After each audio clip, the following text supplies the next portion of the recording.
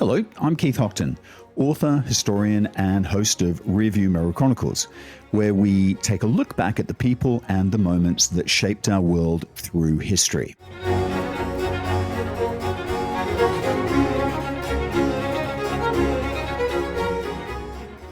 Hello.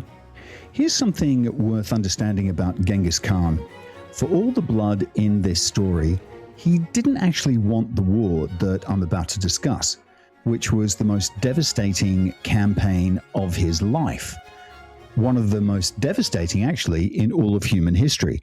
And it began because somebody else made a spectacularly arrogant decision. In the first podcast, we watched a boy abandoned on the ice become the master of the steppe, and we took apart the war machine that he built. Today, we're going to find out what that machine was for. This is the story of how one man's pride got an entire civilization wiped off the map, how the empire kept exploding outward even after Genghis was dead, and how the same people who piled up pyramids of skulls also made it safe, well, for a while, to carry a sack of gold across the world unguarded.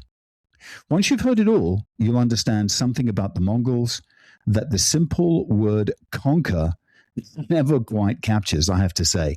So without much ado, let's go. To the west of the Mongol lands lay the Khwarazmian Empire. This was no minor kingdom. This was a genuine superpower. It sprawled across what is now Iran, Central Asia, and Afghanistan, and it held some of the most dazzling cities of the entire medieval world. Samarkand, Bukhara, jewels of the Silk Road, ancient centers of learning and trade and wealth, almost beyond imagining. Its ruler, the Shah, sat atop a huge army and centuries of civilization. By any measure of the day, this was a different league from a collection of tent-dwelling nomads. And that comfortable, fatal assumption of superiority is exactly what was about to destroy it. Because at first, Genghis Khan didn't want to fight these people at all. He actually wanted to trade with them. The great conqueror's opening move was commerce. He had united the steppe and secured the trade routes east, and here was this rich, vast empire to the west. Trade with them would mean wealth without the costs of war. So he sent a caravan. And this enormous trade caravan that went west, some 450 merchants and camels loaded with goods and silver, silk and jade, fine furs, were all directed toward a border city called Otrar, a deliberate gesture of peace, if you like, and profit, and an invitation to do business. But the governor of Otrar, a man named Inalchek, looked at that wealth and decided that every single one of those merchants must be spies. Or perhaps he simply wanted the goods. Either way, he had every one of them seized and executed, massacring the entire caravan of hundreds of men. One camel driver, the story goes, escaped to carry the news back to Genghis. Even after this atrocity, Genghis tried restraint. And this is the part that always stops me in my tracks.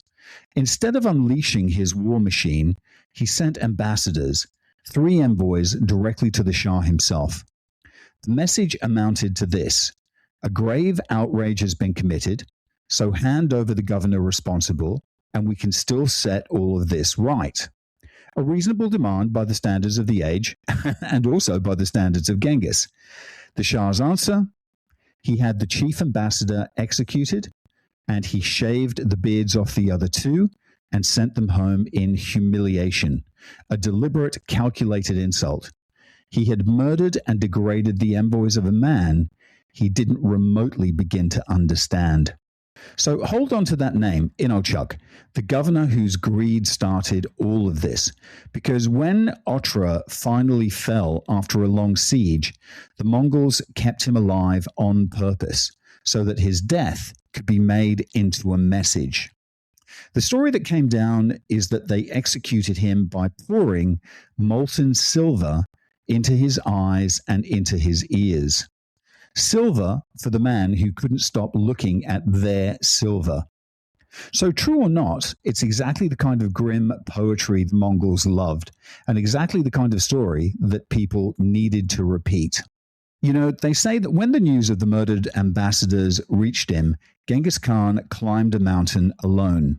He bared his head, and he prayed there for 3 days and nights, calling on the eternal blue sky, declaring that he had not sought this war, that the wrong had been started by others. Then he came down, and what came down off that mountain was one of the most terrible campaigns the world has ever seen. To understand why, you have to grasp what the Shah had done. In everything Genghis Khan believed, the murder of ambassadors and the killing of men under the protection of trade, well, they were the ultimate crimes. This wasn't merely an insult. It was a wrong against the very order of the universe, and it demanded an answer written in a language that no one alive would ever forget. So around the year 1219, he gathered 150 to 200,000 men, and he turned his whole war machine to the west. And he came this time not to raid, but to erase. What follows is a little bit hard to talk about, and I'm not going to dress it up, because dressing it up, well, it would just be a lie. The Mongols fell on Khwarazmian with that impossible speed, appearing exactly where the Shah's generals swore they could not be. The Shah had made a fatal choice.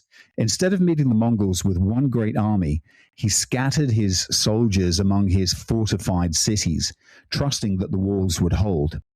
That let Genghis do exactly what he did best: defeat the enemy in detail, one city at a time. And he pulled off something audacious.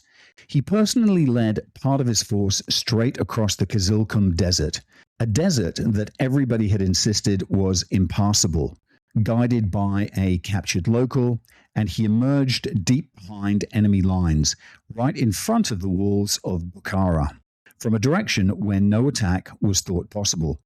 When he took the city, he is said to have ridden his horse into the great mosque and told the terrified people that this was a punishment of God sent because of their sins. Whether he really said it or not, they believed he might have, and that was the point. Because here the terror became horribly real. City after city, the same grim pattern. A city that surrendered quickly might be spared the worst, though it would definitely still be looted. Its young men would have been driven forward in the next assault as a human shield. They would have been the first bodies to fall against the next city's walls.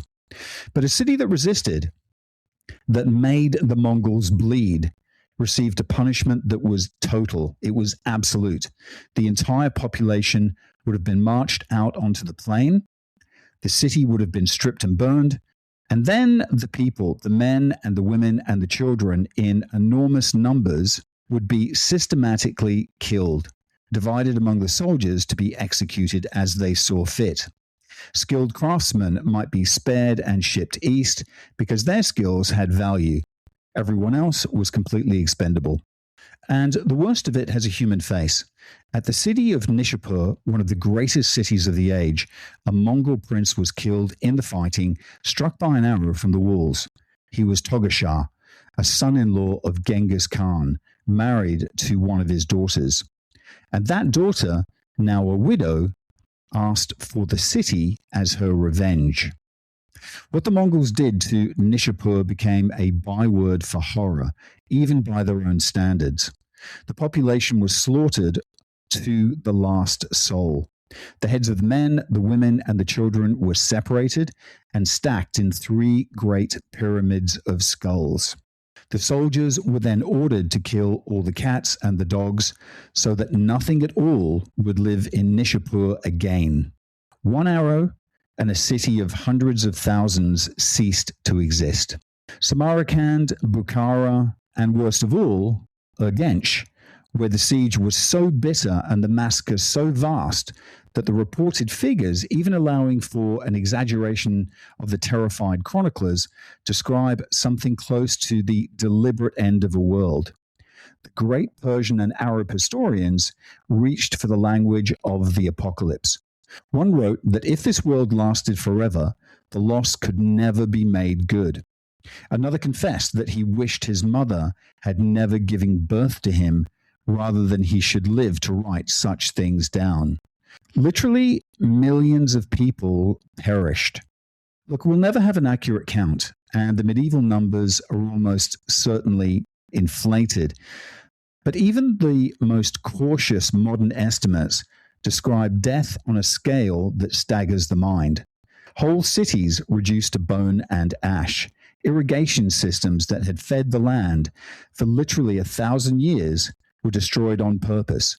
Entire regions that wouldn't recover their populations for centuries, and some that would never recover at all. As for the Shah himself, he didn't die in a glorious last stand, I have to say. He ran, and Genghis did something chilling. He detached Jib and Subutai, those same two generals, and told them to hunt the man down and not to come back until they had him. What followed was the longest manhunt in recorded history. The Shah fled across his own collapsing empire, and the Mongol column never let up, riding down everything in its path until the most powerful monarch in the Islamic world died, sick and abandoned and utterly broken on a tiny island in the Caspian Sea. So poor at the end, there was no shroud to bury him in. His empire, once ancient and rich and magnificent, was simply gone, wiped from the earth in roughly 2 years by the very people he had assumed were beneath him. And it was that same manhunt, rolling on for thousands of miles, that eventually spilled into Russia and ended at the Kalka River, the river that we visited in the last podcast. And here lies the cold terror of it, I think. It worked exactly as designed.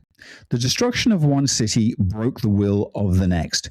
Refugees carried the news ahead of the horsemen, accounts of the skull pyramids and the total annihilation, so that city after city surrendered or fled or dissolved into panic before the Mongols even arrived. Some towns, we're told, were taken by a mere handful of riders because the population was too paralyzed by fear to resist a force they outnumbered 100 to 1. Just think about that, because it's the hinge of the entire story. The Mongols were capable of destruction so complete that it's genuinely hard to find its equal anywhere in history. This wasn't the fantasy of frightened monks. Real cities, real millions, real civilizations, all of them ended. And it flowed, at least in part, from a sincere sense of justice violated. A trade caravan murdered, one ambassador killed. In Genghis's own mind, he was the party who had been wronged.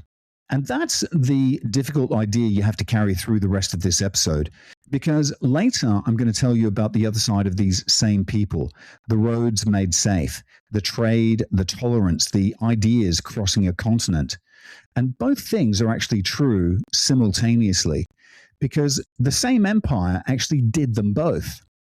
Hold that contradiction and just resist the urge to resolve it too quickly. And it raises the question I want to carry forward. Were the Mongols uniquely cruel, monsters standing outside the normal run of history? Or were they doing what a great many conquerors have always done, only on a larger scale and with greater efficiency? Because now Genghis Khan is about to die, and what happens to his empire then is the very last thing anyone would expect. Historically, most empires die with their founder. The great conqueror falls, the sons squabble, and the whole structure cracks apart within a generation. I mean, that's the normal pattern. And it's exactly what should have happened here. So here's the fact I consider the most astonishing in the whole Mongol story. When Genghis Khan died in 1227, his empire was already enormous. And over the next 50 years, with the great conqueror himself in the ground, it more than doubled in size. It was the largest connected land empire in the history of the world, and wasn't, for the most part, conquered by Genghis Khan at all. it was conquered after he was already dead. And I think it's worth understanding how. So Genghis died in 1227, still on campaign, somewhere in his 60s, putting down a rebellion of the Tangut kingdom in the northwest. The precise cause of his death, be it illness or a fall from a horse while hunting, the sources all disagree, and some of the later legends get a little bit lurid. What's not in doubt is his final order. The Tangut had defiled him, and he commanded that their kingdom be wiped from existence. So his men carried it out after his death. Yet again, an entire civilization, its cities, its written language, very nearly erased from the record as a dying man's last wish. And then the phrase that I just used, in the ground. Well, it turns out to be unnervingly literal because we don't actually know where he's buried. His burial ground has never been found. By tradition, his body would have been carried home in absolute secrecy, and the escort killed everyone they met along the way so that no one could report the route. They say a herd of horses was actually driven back and forth across the grave until the ground was flat and healed and indistinguishable from any of the steppe around it. So the grave of the man who conquered the world, as I said, it's never been found, but it does lie somewhere in Mongolia, still lost to this day, and believe it or not, people are still looking. But before he died, Genghis actually did one thing that saved his empire from the usual fate. He named a clear heir, and he built a system designed to hold his sons together. And remember that shadow over the bloodline, the whisper about Jockey, his firstborn, born after Bort's rescue from the Merkids? It surfaced exactly when you'd expect, in a furious argument over the succession, when two of his other sons openly called Jockey a bastard to his face. So Genghis passed over his two eldest and settled the throne on his third son, Ogedai, a steadier, more agreeable man, precisely to keep the brothers from tearing the whole thing apart. He had seen what rivalry between brothers could do. Remember, he had actually killed his own half-brother. And for a couple of generations, remarkably, his agreement held. So the son who became the great Khan was now Ogedai. And this matters because Ogedai proved the empire had never been merely one man's personal magic. The machine kept running without its inventor. He built a capital at Karakoram. He developed the machinery of government, and he kept the conquests advancing on two fronts at once. In the east, the Mongols ground deeper into China. And in the west, in the campaign that ought to be far more famous than it is, he unleashed the greatest of the generals, Subutai, that same blacksmith's son, now old and heavy, but still utterly brilliant on Europe. And the Mongols did something in Russia that no sane invader ever does. They attacked in winter. Every army that has ever eyed Russia has feared the snow, from Napoleon to the 20th century.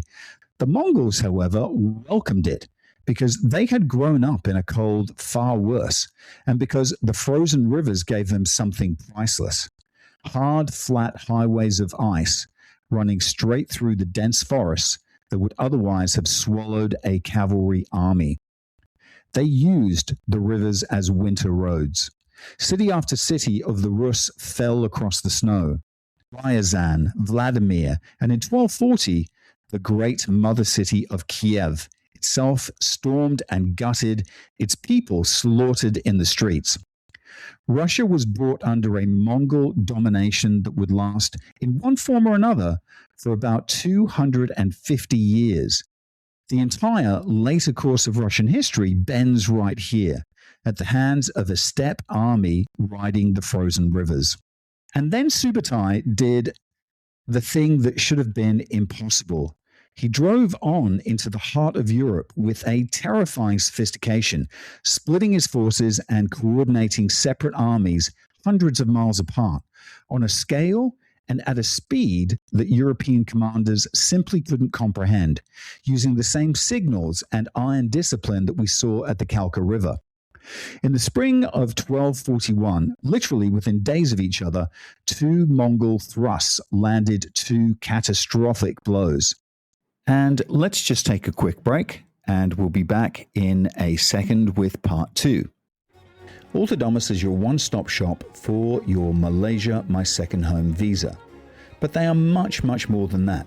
When you sign up with Autodomous, you become part of a larger community. A community that actually cares about you and your family in Malaysia. And that's important when you move to a new home. For more information, go talk to TG or WhatsApp him on +60 12 49 37 270 or visit their website penangmyhome.com. And we're back. At Legnica in Poland, they destroyed a combined army of Polish and German knights, literally the flower of the region's chivalry. And there's a grim detail the chronicle has preserved. After the battle, the Mongols went among the dead and cut one ear from each corpse. And it's said that they filled 9 great sacks with ears alone. And that's just to give you an example of the scale of what they'd done. 2 days' ride south, the main force annihilated the army of the King of Hungary at the Battle of Mohi. 2 of the finest armies Christian Europe could field shattered within days by a force operating at the very end of the longest supply line imaginable. Now the road into the heart of Europe lay completely open. Vienna itself came within reach. No army anywhere had shown the slightest ability to stop them, and people across Western Europe heard the news and sincerely believed the end of the world had come. In their chronicles, they called the Mongols Tartars, from Tartarus, the classical pit of hell, because they seemed to have ridden straight out of it. And then Europe was saved. Not by a battle, but by a funeral. Word arrived from the other side of the world that the great Khan, Ugadai, was dead. Drunk, some said, 1 goblet too many, in a culture where the ruling family's fondness for wines was becoming a genuine problem. And by Mongol custom, the princes and senior generals of the bloodline were expected to ride all the way back east to help choose the next great Khan. The succession, the politics of the family, outranked the conquest. So Subutai turned his army around. At the very gates of Europe, with the whole continent lying open before him, the Mongol force simply went home to settle their succession. Vienna never heard the hoofbeats, and Western Europe actually survived, essentially by an accident of timing, because a single man had drunk himself to death in a tent in Mongolia, thousands of miles away. And here's the reoccurring theme again of history hanging by the thinnest of threads. How much of the map of our modern world was decided not by grand, impersonal forces at all, but by luck, by timing, by the life or death, or the drinking habits of particular individuals. The expansion, however, wasn't finished. A generation later, Genghis's grandsons pushed it further. One grandson, Hiligu, drove into the Middle East, and in 1258 came one of the true turning points of world history. The Mongols took Baghdad, the seat of the great Abbasid Caliphate, and for 5 centuries, the center of the Islamic world, home to its greatest libraries and its famous House of Wisdom, the beating cultural heart of a civilization. They laid siege, they took it, and they gave it over to the sack. The libraries were destroyed. And they say the Tigris ran black with the ink of countless books thrown into the river and red with blood at the same time. Effectively, a golden age that had shaped mathematics and medicine and astronomy for 500 years was brought into a shattering end in a matter of days. And the Caliph himself, the spiritual leader of much of the Islamic world, the Mongols still held out the old beliefs about not spilling royal blood on the ground, the same belief we saw at the Kalka River. So they rolled the last Abbasid Caliph up in a great carpet, and they rode their horses over him until he was trampled to death. A 500-year dynasty ended under the hooves of Mongol cavalry troops without a drop of his blood touching the earth. Meanwhile, the other grandson, Kublai, was completing the conquest of China, where he would rule as emperor of an entirely new dynasty, the Yuan, presiding over the single richest civilization on earth. When a Venetian named Marco Polo journeyed east a little later, they described Kublai's court held such wealth and order that no one who listened to Marco Polo believed what he was saying. They thought he'd made the entire story up. That being said, every wave eventually finds its shore, and the Mongols at last found theirs. In 1260, at a place called Angelat in what is now Israel, an Egyptian army of Mamluks, slave soldiers who fought in much the same mobile style as the Mongols themselves, met a Mongol force and they slaughtered it. The spell of invincibility had finally been broken. It helped that the main Mongol army had yet again pulled back east over a succession crisis, but the fact stands, the Mongols could be stopped. They tried to conquer Japan twice, and both times great storms wrecked their fleets. The steppe cavalry that had conquered a continent couldn't master the open sea. And when they pushed into the jungles and the heat of Southeast Asia, they bogged down. The empire had, at long last, found the outer edges of what even it could do. It had begun quietly to change from within, I have to say.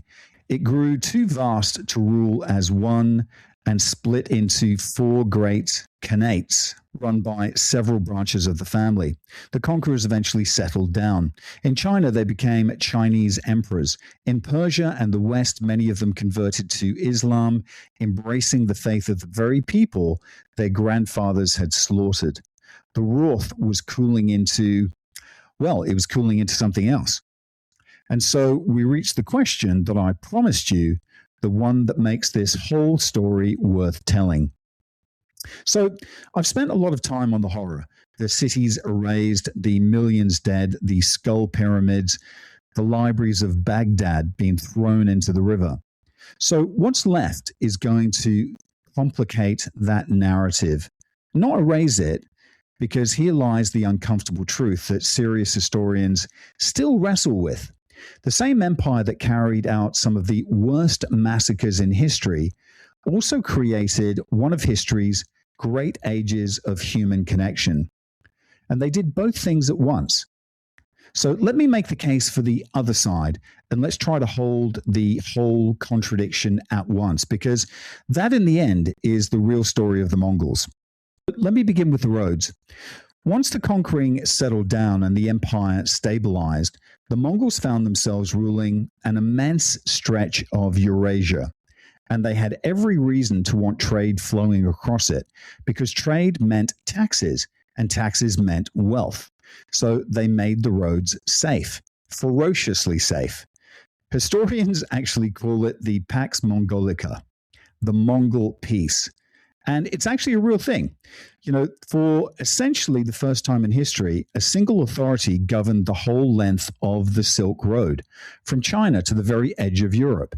Bandits who had preyed on caravans for centuries were now hunted down without mercy, because robbing a merchant had become the crime of stealing from the Khan. And the Mongols built a genuinely brilliant piece of infrastructure to run it, a relay system called the Yam. Stations sat roughly a day's ride apart, all across the empire, each stocked with fresh horses, food, and more importantly, shelter. You know, a messenger carrying a special inscribed tablet, paisa, a kind of passport in gold or silver, or wood, depending on your rank, could ride into any station, swap his exhausted horse for a fresh one, and continue galloping on. Relay after relay, day and night, a message could actually cross the entire continent in 2 weeks, a speed that would not be beaten until the invention of the telegraph. Think of it as a medieval internet for moving people and news, a single network spanning the entire known world. And there's a very famous line, I think, that captures it. Under the Mongols, it was said, a young woman carrying a sack of gold could walk from one end of the empire to the other without ever being harmed. I mean, obviously, it's a boast, but it points at a genuine truth. A journey that had once been a string of deadly gambles between hostile kingdoms had become, at least for a while, a single protected road. And onto that safe road, the whole world came pouring. Goods moved as never before, silk and porcelain and spices and silver flowing across thousands of miles. But it wasn't only goods. This was the route through which several world-changing inventions traveled west out of China. Printing, the magnetic compass, and most fatefully, something that would change the world in its entirety, gunpowder. The Mongol Road helped carry gunpowder towards Europe, and gunpowder would eventually end the whole age of the mounted warrior that the Mongols had actually perfected. And it opened the door to the very thing that would one day make them obsolete. Of course, knowledge moved too. Persian astronomers and Chinese physicians and engineers suddenly found themselves inside a single shared empire, and they were all learning from one another. Ideas about mathematics, medicine, astronomy, and map-making crossed between civilizations that it had barely touched before. And people traveled, not only Marco Polo, but merchants and missionaries who could now make this whole journey safely. But here's the darkest thing that ever traveled the Mongol roads, and it's part of the story I can't stop thinking about, because that same brilliant connectivity that carried silk and ideas also carried a microbe. In the 1340s, plague came out of the steppes of Central Asia and moved along these safe, fast, well-connected trade routes, the very network the Mongols had built. And there's a moment that stands almost too dark to be true. In 1346, a Mongol army of the Golden Horde was besieging the Genovese trading port of Kaffa on the Black Sea when plague broke out in their own camp. And they then turned it into a weapon. They catapulted their own plague dead over the walls into the city, one of the first recorded acts of biological warfare. The Genoese traders, of course, fled home by ship, and they then carried the plague into the Mediterranean, and from there into all of Europe. It became known as the Black Death, and it killed something like a third of the population of Europe, tens of millions of people in a space of a few years. And it reached them along the road that the Mongols had made safe. That's the Pax Mongolica, in a single terrible image. The road that carried the gold also carried the grave. Connection, folks, is never only one thing. The next one actually surprises people given everything else. The Mongols were, by the standards of their time, remarkably tolerant in matters of religion. Genghis Khan honored holy men of many faiths and seemed to want the blessings of all of them, just in case.